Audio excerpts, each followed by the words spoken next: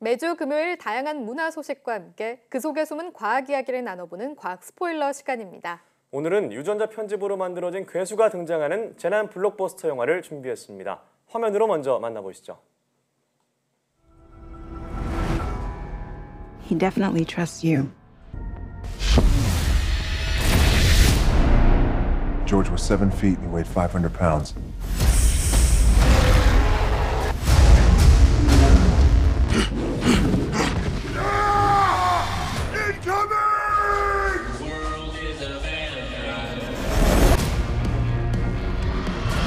First rule when dealing with hostile animals, remain calm.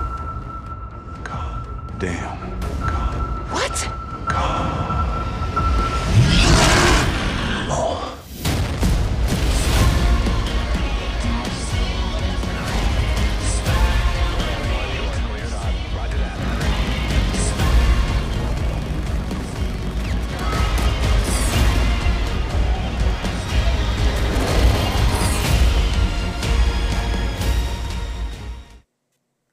오늘도 양혜영 기자와 함께하겠습니다. 안녕하세요. 네, 안녕하세요. 네, 오늘 영화 램페이지, 광란이라는 뜻이던데 네. 이 영화 개봉 이후에 계속 박스오피스 1위를 차지하면서 흥행을 이어가고 있더라고요. 네. 영상을 잠깐 보니까 네. 정말 도시를 박살낸다는 표현이 맞을 정도로 엄청 네. 파괴하던데 직접 보니까 어떠셨나요? 네, 맞습니다. 영화를 보면요, 미국 배경, 특히 시카고를 배경으로 하고 있는데 시카고가 부서지는 장면이 굉장히 실감나게 표현되어 네. 있습니다. 아무 생각 없이 영화를 즐기면서 이 스트레스를 풀기에 굉장히 좋고요. 시원한 도시 파괴 영화, 이런 점에서는 굉장히 합격점을 줄 수 있습니다. 네. 이 영화는 이 동명의 고전 게임을 원작으로 하고 있는데요. 이 게임에서는 방사선에 노출된 인간이 돌연변이 괴물로 변한다는 설정입니다. 그래서 고릴라, 늑대, 공룡 중에 하나의 캐릭터를 골라서 건물을 많이 부시면 부실수록 점수를 얻는 게임이었어요. 영화는 게임의 실사판답게 3마리의 네. 괴수를 모두 출연시켜서 제목 그대로 광란의 어떤 현장을 보여주고요.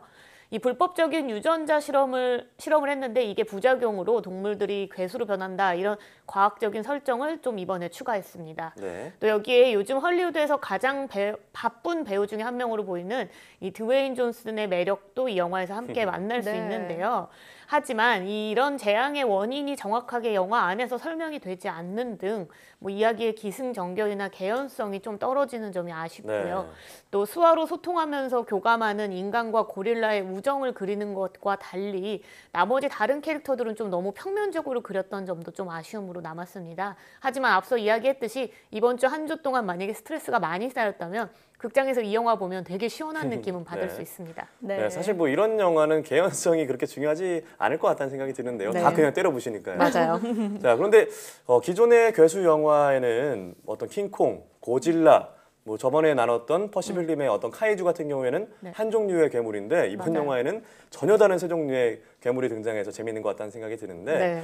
앞서 말씀하셨듯이 불법적인 유전자 변형, 유전자 편집 실험으로 네. 만들어졌다고 했는데 어떤 내용인가요? 네, 영화에서 이 초반에 보면은 우주에서 불법적으로 이 유전자 편집 실험을 하는 장면이 나와요. 하지만 이 실험이 결국은 실패로 끝나면서 그 과정에서 유전자 변형 물질이 지구로 떨어진다, 이렇게 나옵니다. 이 물질에 우연하게 노출된 이 고릴라, 늑대, 악어가 갑자기 유전자 변형을 일으키면서 괴수로 이제 변하는 거고요. 네. 영화에서는 유전자 편집 기술, 그러니까 정확히 크리스퍼 유전자 가위 기술이 적용됐다라고 되게 현실성 있는, 우리가 알고 네. 있는 그 기술에 대한 언급도 실제로 나오고요. 네. 대왕고래와 치타, 가시생쥐, 박쥐 등 각각의 동물들이 가지고 있는 다양한 능력의 유전자들을 가지고 유전공학 실험을 했다, 이런 설명도 나오고 있습니다. 네, 저는 엄청나게 커진 고릴라를 보니까 아까 말씀하신 것처럼 킹콩이 가장 네. 먼저 떠올랐는데요. 네. 우리가 예전에 몸이 작아지는 영화 다운사이징을 다뤘을 때 네. 그때 작아지는 건 불가능하다, 네. 이렇게 말씀해 주셨는데 이렇게 몸집이 커지는 동물 과학적으로 만들 수 있을까요?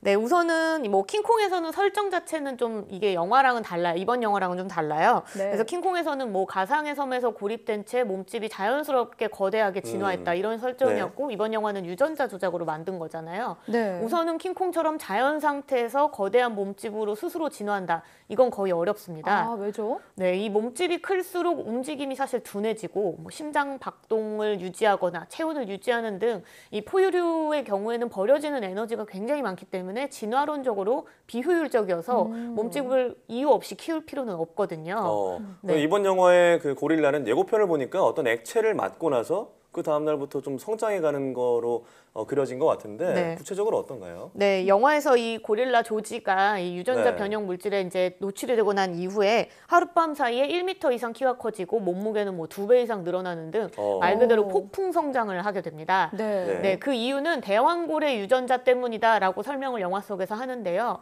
이 실제로 지구 생명체 중에서 가장 몸집이 큰 척추 동물이 대왕고래입니다. 그렇기 때문에 이렇게 설정을 좀 했을 거라고 생각이 돼요. 그러면 이 실제로도 대왕고래가 빨리 성장하나요? 네, 그렇습니다. 이 대왕고래 새끼가 이미 태어날 때부터 한 7m 정도의 크기로 굉장히 와. 크게 태어나는데 네. 성장 속도 역시도 만만치 않게 빠릅니다.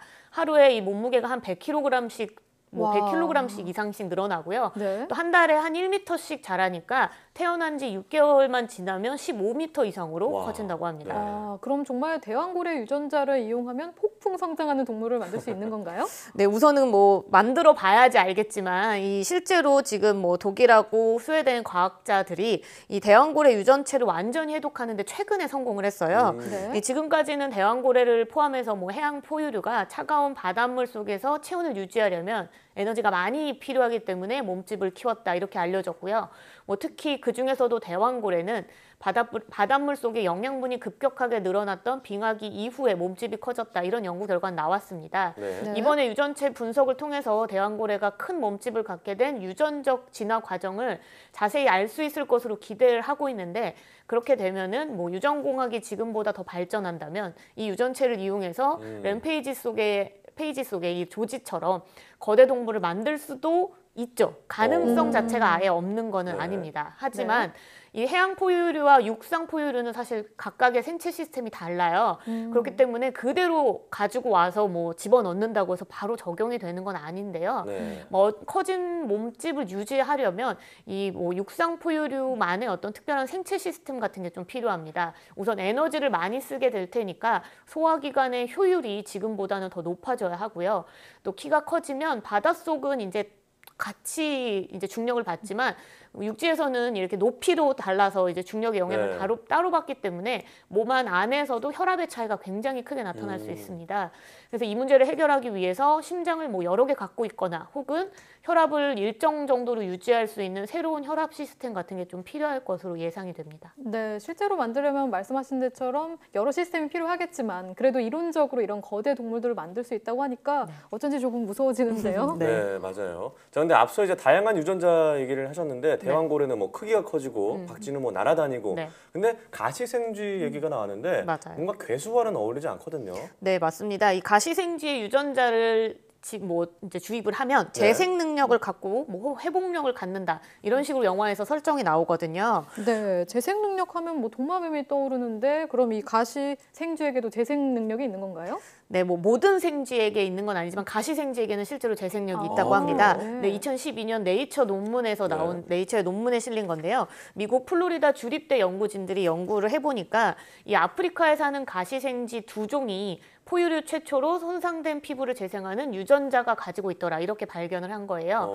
일반적으로 우리 몸에서 상처가 나면 피부 조직은 다시 살아는 나죠. 새살이 막 돋잖아요. 네. 하지만 이 생쥐는요 피부 조직뿐 아니라 모낭, 땀샘, 가죽, 뭐 심지어 연골까지 완벽하게 재생이 되는 걸 확인한 겁니다. 그래서 이 아프리카 가시생쥐가 천적에게 만약에 잡힌다면 네. 자신의 피부 일부를 떼어내고 도망갈 수 있다고 합니다.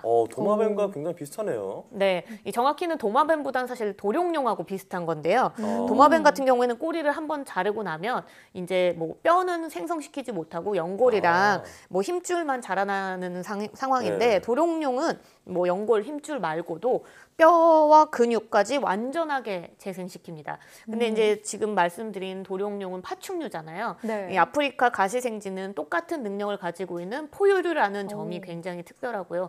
포유류 안에는 이제 사실 인간도 포함되기 때문에 네. 그런 점에서 특별한 건데요. 연구진이 이 가시생쥐를 통해서 이제 밝혀낸 게 만약에 뭐 진화를 통해서 새로운 방식으로 재생 능력을 가졌다 이렇게 보고 있지는 않고요. 이 가시생쥐를 포함해서 포유류 CPU 자체가 원래 이 재생 유전자를 가지고 있지만 우리는 활성화되지 않고 가시생지에게서는 그 기능이 활성화됐기 때문이다 이렇게로 추정을 하고 있고요. 그래서 뭐 인간도 비슷한 네. 유전자들을 활성화시킨다면 뭐 회복 능력 같은 거를 가질 수 있지 않을까 하는 어떤 생각을 가지고 후속 연구를 진행하고 있다고 합니다. 네, 네. 이렇게 오늘 영화 내용처럼 다양한 동물의 어떤 특성을 파악하는 유전자 연구 같은 거는 중요하다고 볼 수 있겠지만 이것을 합성하는 건 좀 무섭다는 생각이 드는 네. 그런 생각이 드는데요. 그럼 오늘 램페이지에 대해서 별점은 어떨지 화면으로 만나보시겠습니다. 영화 램페이지 별점은 3개입니다. 도시 파괴를 하는 쾌감은 확실하지만 가스 흡입 한 번으로 개수가 된다는 설정은 조금 아쉽습니다. 네. 네, 오늘은 영화 램페이지를 통해서 유전 공약 분야를 살펴봤는데요. 획기적인 주제인 만큼 앞으로 연구 분야가 무궁무진할 거란 생각이 들어요. 하지만 그럼에도 도시 파괴의 쾌감은 영화로만 남았으면 좋겠습니다. 네. 오늘 이야기 잘 들었습니다.